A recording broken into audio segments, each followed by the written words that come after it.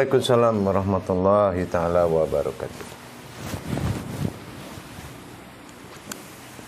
Alhamdulillah, berjumpa kembali bersama saya Khalifah Haji Muhammad Suhadi Al-Maulidin pada channel Buya Pasaman Timur di dalam Makom Majelis Zikir Marifatullah, yang pada saat kesempatan kali ini kebetulan akan kembali kami menayangkan Mujakarah bersama guru mursyid kita Syekh Nur Muhammad Buya Irwan Maulana Al-Khalidi, yang kebetulan beliau sudah ada di kediamannya, dan kita kembali menyaksikan, terutama bagi jemaah dan para pemirsa yang masih setia dengan channel YouTube Buya Pasaman kami, di mana pada kesempatan kali ini ada beberapa hal mengenai Ramadan yang masih akan kami katakan mujakarahkan sehubungan hakikat-hakikat di dalam bulan Ramadan itu.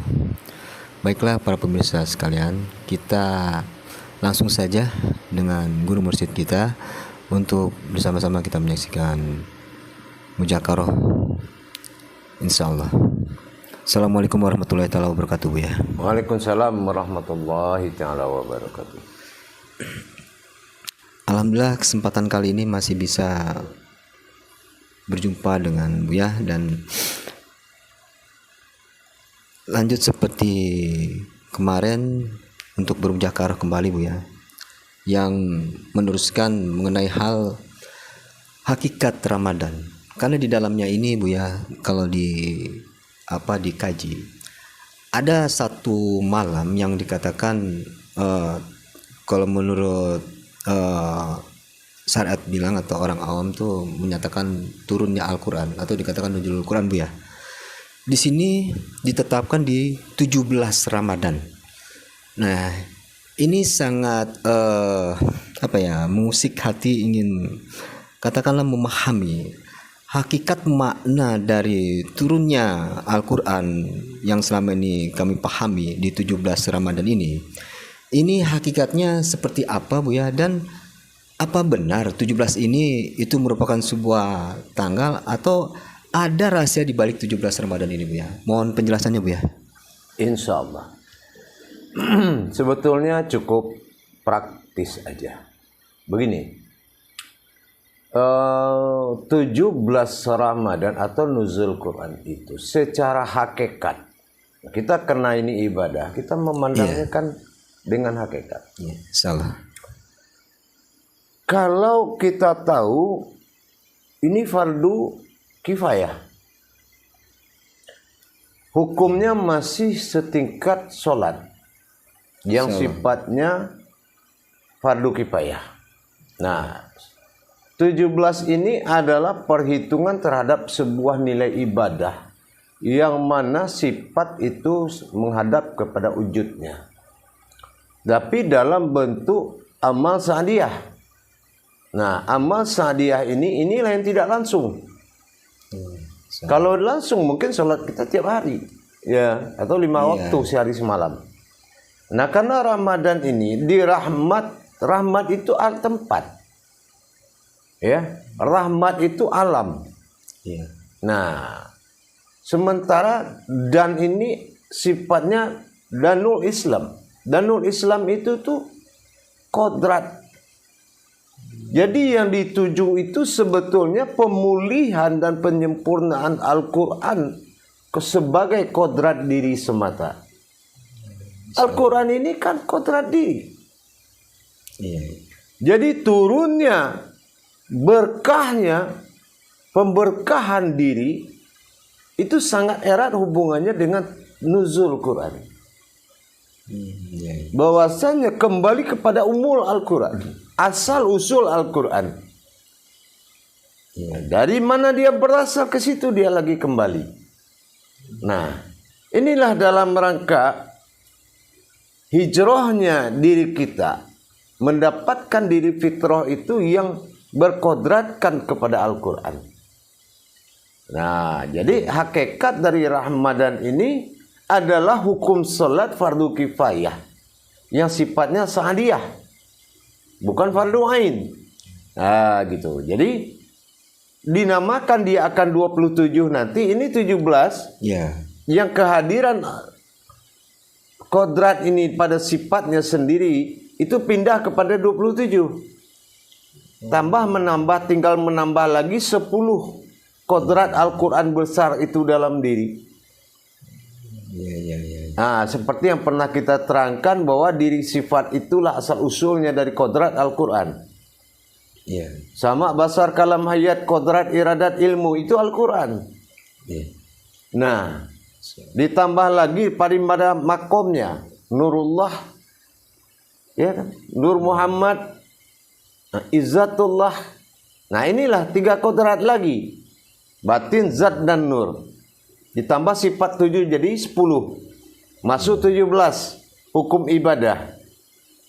Nah, bertajalinya kodrat Al-Quran itu kembali kepada diri fitrah, maka maujudlah diri fitrah ini sebagai Al-Quran yang hidup dalam diri manusia. Itu daripada kodratnya dinamakan nuzul Quran. Secara hakikat, mungkin secara syariat dia akan berpandangan beda amaliyah ya. Insyaallah, ya, alhamdulillah. Ya. Lalu dari 17 ini tadi Buya sampaikan ada makom-makom yang 3, lalu yang 7 hingga menjadi 10 dari sifat 7 dan 3 makom yang batin dan nur kalau nggak salah, zat batin dan nur kalau tidak salah ya. Berarti kan konteks di sini saya memahaminya ketika di Ramadan ini, kembali ke keterangan Buya yang di tayangan yang lalu, ketika ini dibersihkan maka disitulah turunnya Al-Quran, atau memang sudah jelas yang diri yang hak ini yang Al-Qurannya. Nah, ini bagaimana memahaminya Buya? Memang ini adalah semacam jika bakal Al-Quran, atau memang diri hak itu yang sebenarnya memang Al-Quran Buya? Jadi begini, kalau berpedoman ke Al-Quran, yang menjadi pedoman adalah Lauh Mahfuz Alkitab. Itu pedoman manusia. Ya kan? Tapi manusia adalah pedomannya Allah. Nah, ini yang dikatakan kodrat. Nah, kodrat inilah asal usul daripada Al-Quran. Nah, mana kodrat asal usul Al-Quran? Berkata Allah dengan dirinya sendiri, dengan kauniyah, dan berkata kembali dia dengan diri yang dijadikannya, itu dinamakan dengan Qudsi. Qudsi maujud jadi kudus. Nah, kudus inilah yang dinamakan wahyu. Wahyu inilah yang dinamakan Al-Qadar. Nah, inilah Lailatul Qadar yang ditunggu. Al-Quran itu yang akan datang. Nah, kenapa Lailatul Qadar yang turun? Kenapa tidak Al-Quran aja dibilang turun? Karena yang menunggu ini adalah Al-Quran. Kodratnya yang datang. Oh, begitu. Nah, jadi kodratnya yang turun kepada Al-Quran yang hayat. Nah, ini contoh. Kalau kita dengar Al-Quran itu tidak bunyi. Betul. Nah, sama di dalam juga tidak bunyi. Hanya batin yang bisa mendengarkan. Mau dengar Al-Quran yang bunyi, lihat orang sholat. Karena fikli kauli. Kauli itu adalah pembacaan kodratnya Al-Quran. Nah, itu yang kedengaran Al-Qurannya. Ini yang disirkan. Itu yang dimaujudkan Alkitab. Kadarnya, kodratnya, itu yang datang. Maka di dalam menyambut kehadiran dan kedatangannya, maka kita harus mempersiapkan ilmunya. Tentunya tempatnya dulu. Kita sucikan semuanya dulu. Karena ini adalah sumber kesucian. Wahyu yang sangat suci. Qadarullah. Nah, itu makanya dikatakan bulan suci. Jadi sebulan itu pensucian. Nah, artinya masa suci. Kalau orang masa suci kan sama dengan orang masa tenang. Nah, ini masa suci. Nah, dalam masa suci ini, dalam sebulan penuh ini, kita akan menggugurkan kodrat-kodrat hadas dan memerangi nafsu kita agar rohani ini lebih berkuasa daripada akal, pikiran, dan jasmani. Insyaallah. Nah, itu. Ternyata bukan nuzul Quran itu, yang dikatakan turun Al-Quran itu satu kitab begitu rupanya. Ini kehadiran kodrat ya Bu ya. Kodrat kadar. Kadarnya Al-Quran ya. Lailatul Qadar. Ya, yang ditunggu oleh kodratnya. Nah, oh begitu. Selalu ya. karaan itu nih yang kita bicara. Kita bicara Ya. itu kara. Kalam. Kalam. Kara itu membaca. Kita bicara nih namanya kalam. Ya. Gitu. Jadi yang alam kata, Ya. alam ucap, inilah ke Al-Quran, Al-Qara'an. Karena kodratnya wahyu, Iya. sampai di dalam dia bernama Al-Qur'ain. Iya, iya. Nah, ada ainnya di situ. Padahal dia kara itu berasal dari Iqra. Yang membedakannya bisa dikatakan Al-Qur'an ada ainnya itu kenapa Bu ya? Ain itu nun. Kita harus bisa menyaksikan dan bisa melihat kodrat-kodrat yang sebenarnya.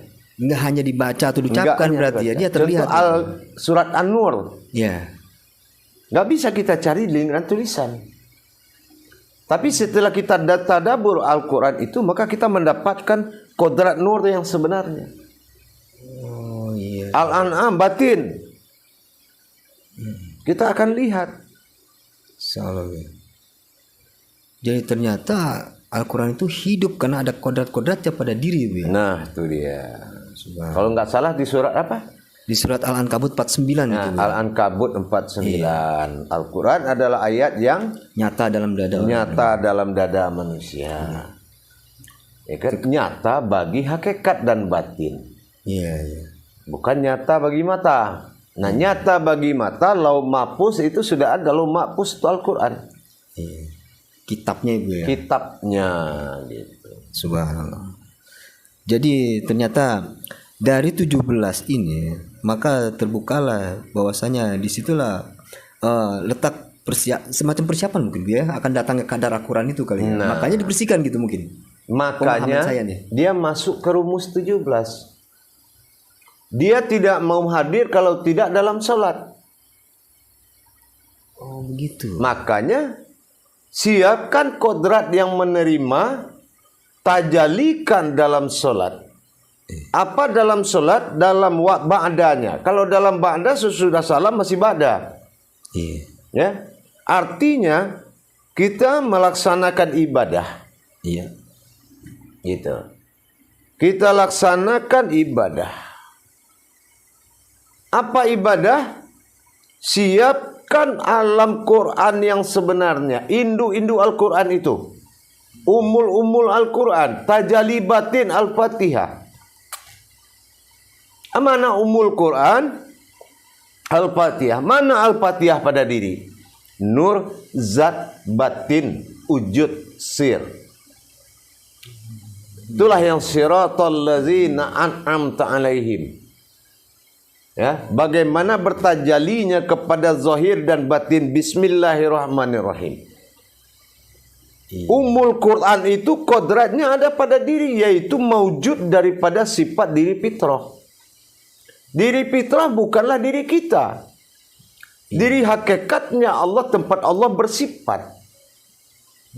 Itulah kodrat, iradat, ilmu, sama, basar, kalam, hayat maujud dalam kodrat umul kodrat. Apa umul kodrat?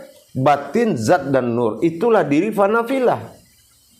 Oh, subhanallah. Nah, diri fanafilah itu tidak berurat, tidak berdarah, terhentilah nafsu, langkara muka, dan makan. Nah, itulah. Kembali kita. Iya, iya. Apalagi perintah Allah itu fana'um filah wa baqum filah. Iya. Nah, tetapkan dan kekalkan fana diri fana filah itu. Lenyap engkau mewujudnya sifat filah Allah. Selalu 11 bulan yang akan datang. Tidak boleh lepas dari diri fana filah itu. Rupanya kalau itu berdiri mungkin tidak ada masalah dengan menahannya. Tidak ada masalah. Iya ya. Ya. Karena bukan yang berurat dan berdarah Bu ya. Bukan. Oh, insya Allah. Kalau yang masuk keinginan urat dan berdarah itu adalah makhluk. Dan nafkah, selera, marah, bernafsu itu darah. Iya, iya. Nah, itu kadar kemanusiaan. Kalau diri fitrah itu adalah kadarullah yang berasal dari kodrat-kodratnya Al-Quran. Iya. Ini yang nuzul kepada kita. Itulah kodrat yang menunggu. Maka dia sucikan 10 amal besar tadi. Iya. Ya, kita sucikan sampai berdiri menjadi diri al-haqullah. Iya, iya. Kodrat iradat limus sama basar kalam hayat. Iya. Batin zat dan nur. Masuk menjadi diri al-haqullah, diri halus. Disebut dengan diri sabitah. Nyambung lebih ya. Nah, mana dalam upaya kita menahan apa yang kita sucikan, akhir daripada pensucian ini sampai akhirnya kita melihat seperti ayan karajiah, berwujud tapi tidak berselera. Iya. Nah, kalau kita belajar memang bicaranya enak, tapi inilah saat pembuktian. Iya, benar. Bagaimana bersucinya diri sabitah itu dan maujudlah ayan karajiah itu yang tidak mengenal haus, lapar dan segala pun bentuk. Salah ya. Nah, itulah diri fitrah. Diri pemberian. Iya, iya. Dan itulah kodrat yang diciptakan dari sifat titipan fitrah. Inilah diri fitrah. Allah lam yalid wa lam yulad. Allah tidak beranak dan tidak diperanakkan. Yeah. Tapi dia menitipkan anak. Inilah diri fitrah rahasia. Iya, iya. Jadikanlah anak. Subhanallah. Ya? Aku titipkan seorang anak. Jadi bagaimana cara meliharanya ya Allah? Kata orang tua kita. Iya. Harusnya mandikanlah dia dengan munajat. Ingatkan dia bersyariat. Jangan lupa pesankan kepada dia hakikat. Ya kan? Iya. Siapa nama anak ini? Inilah anak hidayatullah. Mandikan dengan karamatullah. Siramlah jasadnya dengan ka'batullah. Dan mandikan arah ke kiblatullah. Orang sekarang mandiin anaknya kemana? Arah keran. Bukan arah kiblat. Iya, benar. Keran air ke arah mana dia mandikan, arah situ. Tapi kalau diri fitrah itu mandi, kemanapun arah keran air, dia tetap ke arah kiblat. Oh, begitu ya. Itulah anak hidayatullah, mandiku karamatullah, menyiram ka'batullah, menghadap kiblatullah. Subhanallah. Nah, inilah yang 17 tadi, diri fitrah tadi. Subhanallah. Jadi sampai ke mungkin adab kali Bu ya? Atau harusnya begitu kalau mandi sampai menghadap kiblat dari Rukun ya? hakikat. Karena diri fitrah itu Bu ya? Sama kayak nikah. Iya. Akad nikah dengan rukun nikah beda. Rukun nikah diterangin dulu. Nggak boleh ngagetin bangun tidurnya. Nggak boleh melotot kalau minta duit. Itu rukun. Oh gitu. Iya. Orang sekarang berpikir akad. Iya ya. Ujung-ujungnya mahar. Kan gitu. Nah, Ya, sama seorang anak miara orang yang tidak tahu fungsi diri fitrah. Mandinya asalan. Karena ketidaktahuan atau bagaimana? Allahu alam. Kita tidak bisa. Padahal luar biasa sekali diri Allah ini ya, subhanallah. Sampai dia diberikan kesempatan selama 11 bulan itu, katakan dia terkena hadas di bulan Ramadan ini yang kesempatan untuk membersihkannya Bu ya. Iya. Inilah saatnya. Jadi kalau ada kalam-kalam saya dulu, kapan doa itu dikabulkan Allah Buya? Iya. Apa jawaban saya? Tepat pada waktunya. Iya. Kapan ilmu itu jadi ya Buya? Inilah waktunya. Iya. Jadi bagi jamaah yang mempelajari di YouTube itu, Iya. sampai pada jemaah grup-grup semua, inilah saatnya kajian itu diwujudkan. Subhanallah. Ini bukan amalan paranormal, bukan alaman ulama syara, tapi ini adalah juz amalan manusia. Manusia. Amalan juz ama. Inilah juz ama. Subhanallah. Nah, gitu. Insya Allah ya. Jadi jangan kita berpikir Lailatul Qadar ke malam 27, kasihan tuh kutub timur. Iya. Nah, malamnya 6 bulan, siangnya 6 bulan. Insya Allah ya. Nah, coba lebih jelek lagi sekarang bakal lilin. Iya. Mau turun ini nurnya Al-Quran, nur wahyu ini kadarullah disambut pakai api. Bukan dengan kodrat yang Malah sekarang disisikan. parahnya ditembak lagi pakai apa namanya? Petasan. Nah, petasan. Iya, asal. Kenapa? Telah terjadi persaingan hakikat antara keruntuhan dengan yang mendirikan. Ini iblis.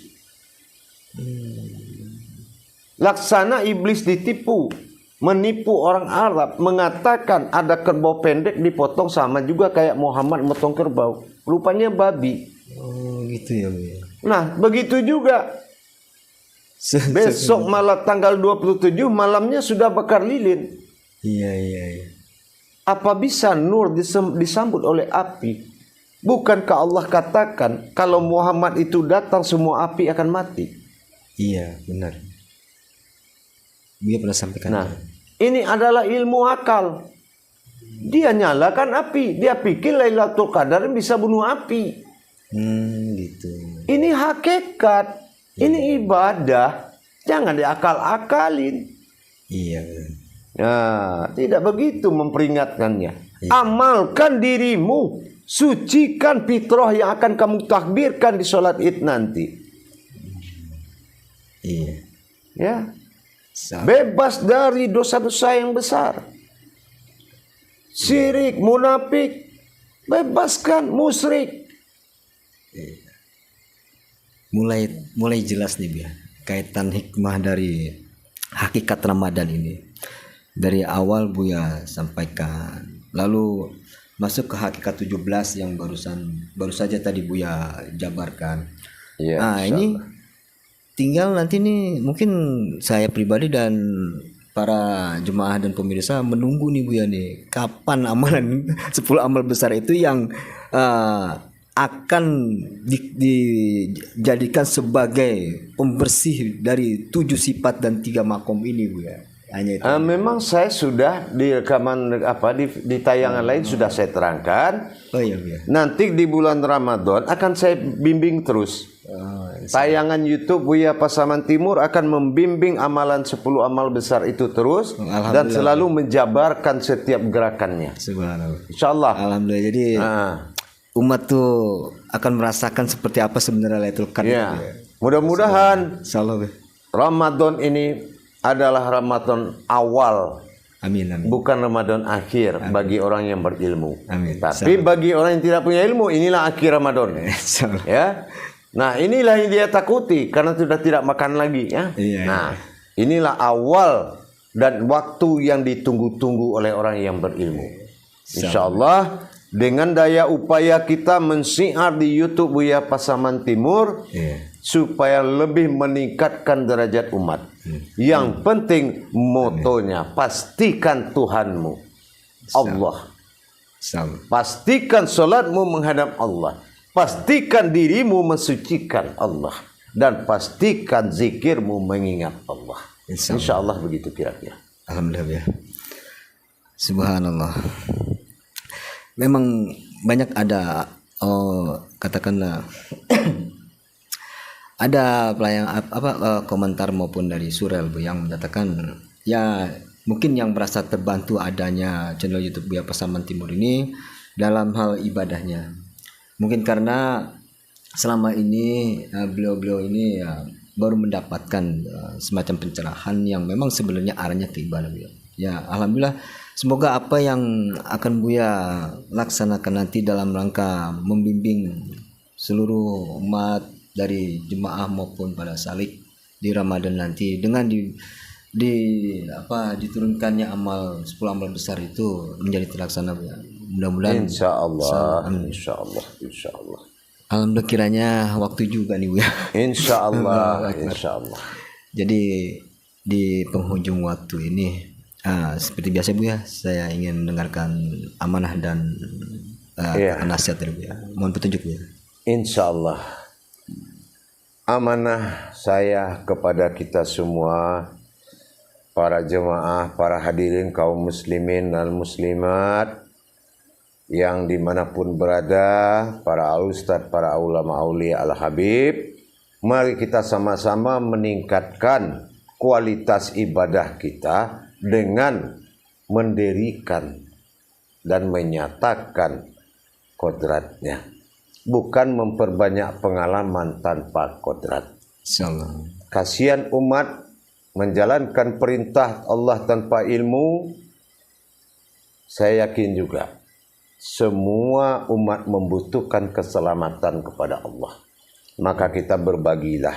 Insya Allah mudah-mudahan tidak akan habis ilmu itu dibagi. Semakin dibagi, semakin banyak dan semakin besar dapatnya. Amin. Itulah insya Allah harapan saya juga kepada semua ulama al-habib, al-ustadz dan al-mukarram. Perhatikan lingkungan kita masing-masing dan jadikan mereka manusia yang beruntung di sisi Allah.